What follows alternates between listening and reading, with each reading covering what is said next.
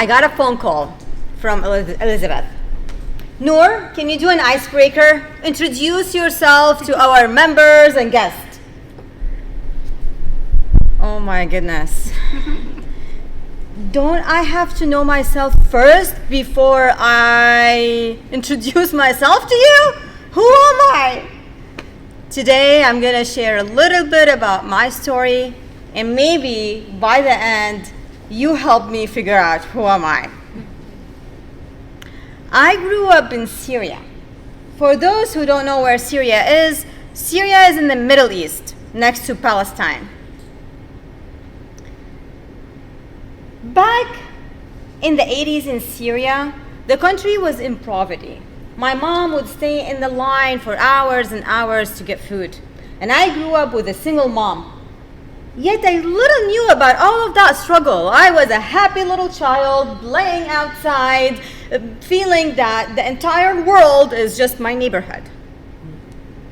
And my day was consisted of playing with the neighbors and then going to schools, and that's it. There was one thing. My grandma. She was an ambitious woman. She moved to the US, she lived in California, and she applied for my mom and myself and my sister to move here.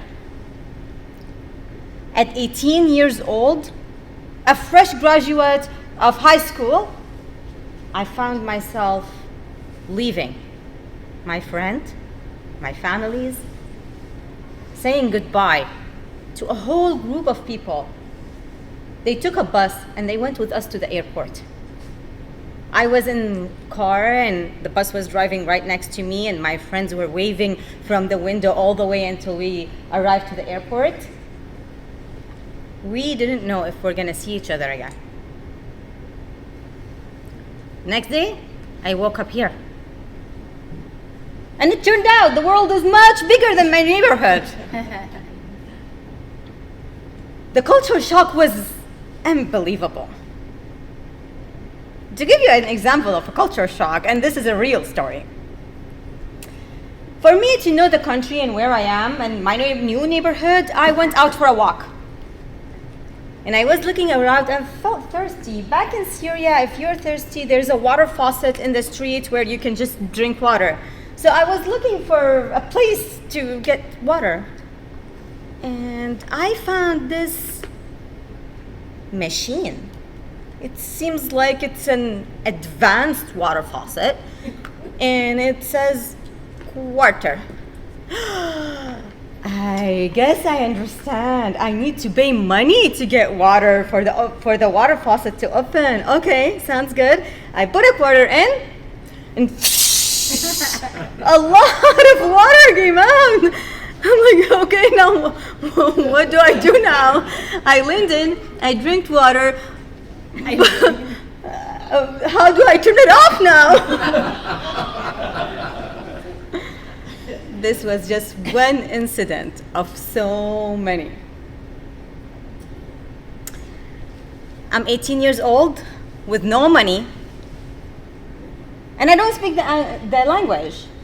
You guys, it's not easy to look at someone's face and go, and you don't understand anything.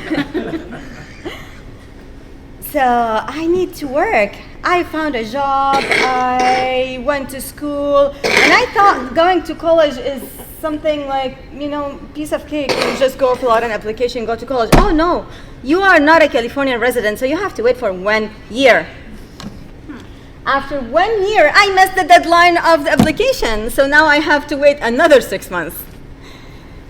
Finally, every day during that year, I would see the student crossing the street in Long Beach, going from the parking lot to their classes, and every single day I wish the day I can go to that school.